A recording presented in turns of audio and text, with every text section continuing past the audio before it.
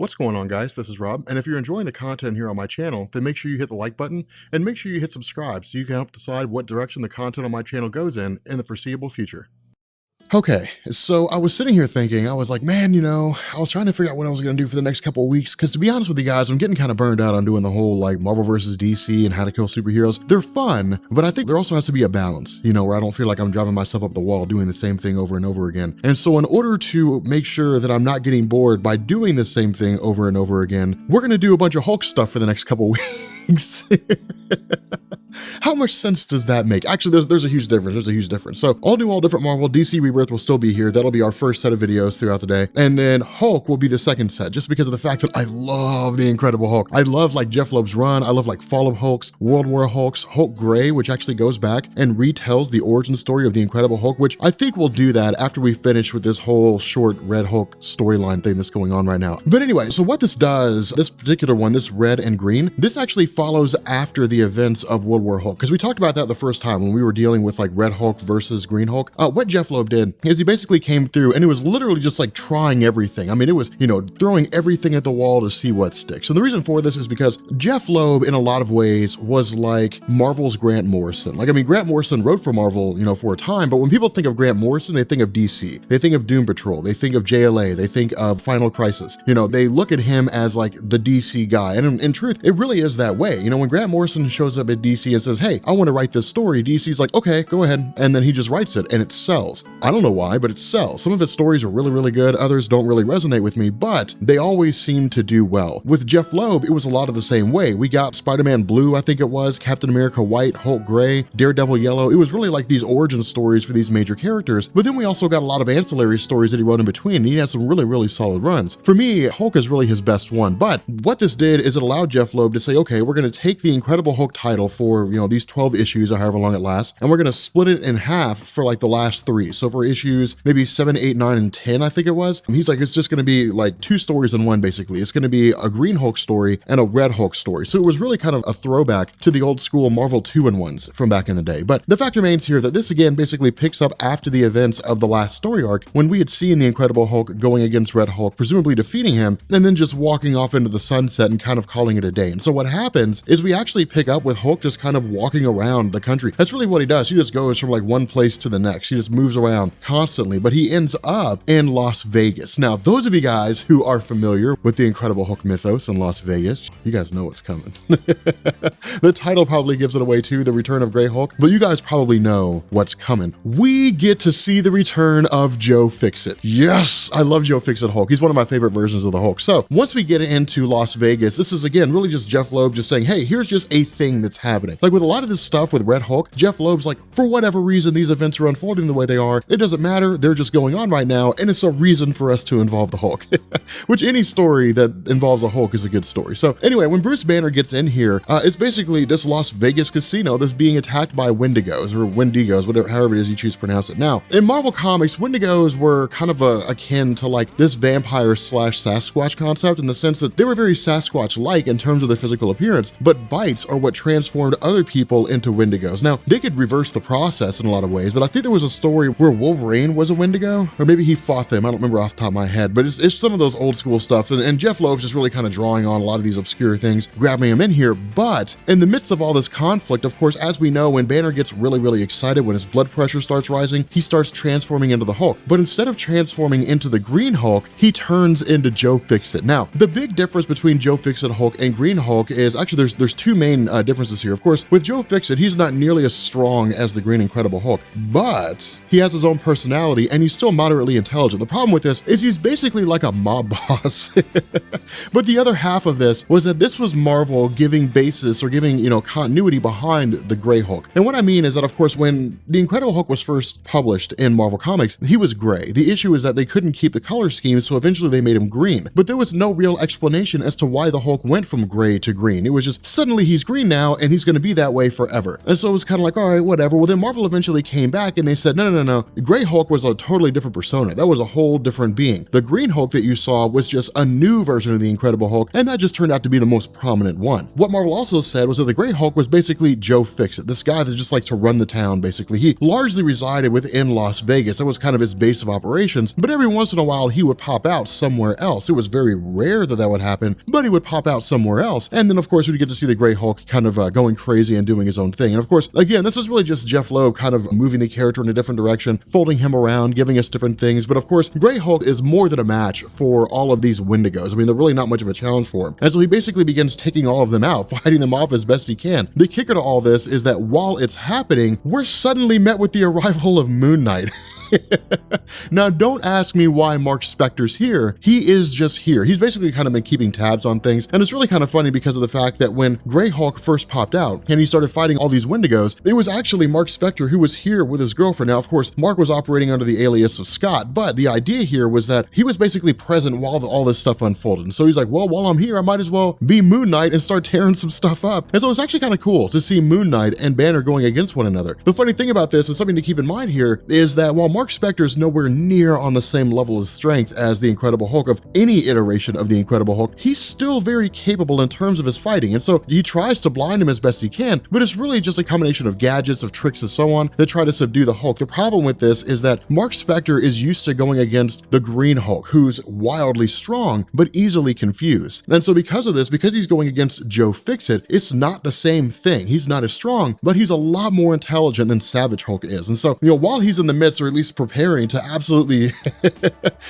deal the killing blow to Mark Spector. I don't know why that's funny, but while he's on the verge of getting ready to kill him, we're suddenly met by the arrival of Carol Danvers and Sentry. Now again, this is just Jeff Loeb kind of expanding things, saying, hey guys, we're just gonna have these different characters going against the Hulk, because again, one thing to keep in mind is that it's one thing to say, hey, here is a new version of the Incredible Hulk which will draw sales, or at least the return of a familiar version of the Incredible Hulk that will draw sales. It's another to come along and to say he's going to be going against powerhouses, one of whom is basically the character that beat the Incredible Hulk to a standstill during World War Hulk. So it creates a really cool kind of situation here. The funny thing is that we also get some perspective in terms of how this Grey Hulk relates to a lot of the other superheroes, especially when it comes to Sentry and Carol Danvers. On the surface, Carol Danvers is easily able to take out Grey Hulk. I mean, she's able to pummel him and send him flying. And it's at that point that he stops being Grey Hulk and he turns back into Green Hulk again. So honestly, it was a little disappointing to me, that we only got to see this really short-lived version of Grey Hulk. We didn't get to see a whole lot of it. It was cool to see kind of a return to familiarity, but it was disappointing that we didn't get to see him for the long haul. But at the same time, it also makes sense, because if we put Grey Hulk against Robert Reynolds the Sentry and Carol Danvers, they would absolutely destroy him. I mean, they'd pummel him in no uncertain terms, because Grey Hulk just isn't strong enough to keep up with both of them. Now, could Grey Hulk go against Carol Danvers? Probably. I mean, she still absorbs energy, because keep in mind, she's still binary from the Chris Claremont X-Men days. She still has the ability to absorb energy. She almost never uses it, but she can still do that. And so because of that,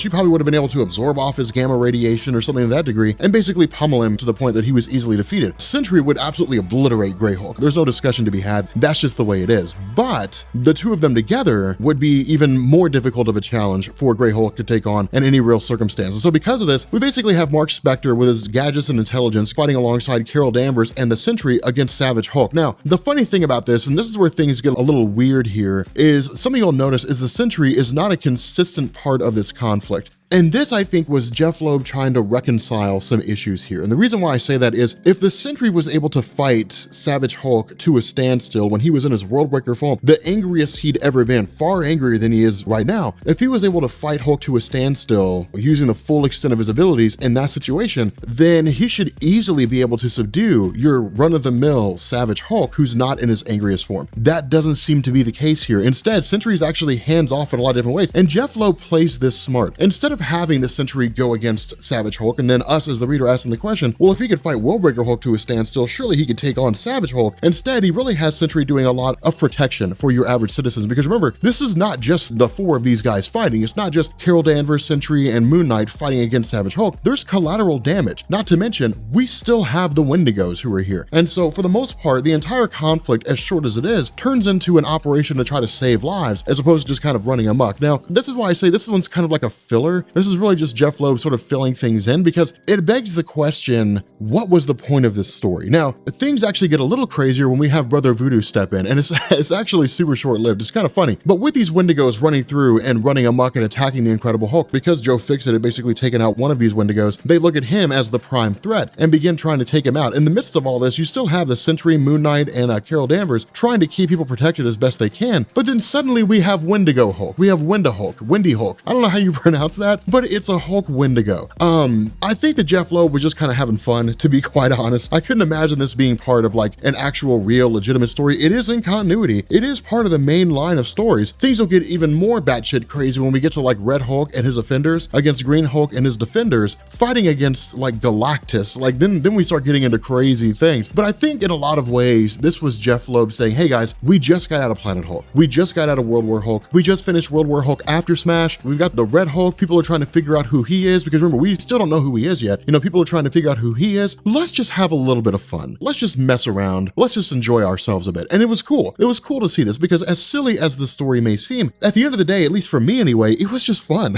It was fun seeing a Wendigo Hulk. Now, things go from batshit crazy to what in the world is even going on right now when Brother Voodoo shows up. When Brother Voodoo shows up, because remember, he was kind of like the sidekick, so to speak, to Doctor Strange. Not officially, but there was a point where Doctor Strange basically lost his connection to the Vishanti. He stopped being Sorcerer Supreme, and Brother Voodoo took up his place. I would never in my life buy a Brother Voodoo comic, but if he shows up in the stories, it's interesting enough. However, him showing up here is weird because he's like, well, we need the blood of a mortal. So he takes blood from Mark Spector, and then he does this weird enchantment, and then the Incredible Hulk turns back into the Incredible Hulk, and then he leaves. And like Brother Voodoo just takes off. He's like, all right, I've done my duty, and he just pieces out. And that's it. He literally just showed up here to turn Wendigo Hulk back into Incredible Hulk, and then left. That's all his involvement was. That was the extent of it. And so because of this, because of the fact that Brother Voodoo's enchantment basically extended to everybody else in Las Vegas now, it means that everybody that was a Wendigo has basically been turned back to their normal human form, and that's it. The Incredible Hulk's just like, okay, I'm done, and he goes back into Bruce Banner, and then leaves, and that's it. That's that's where he goes.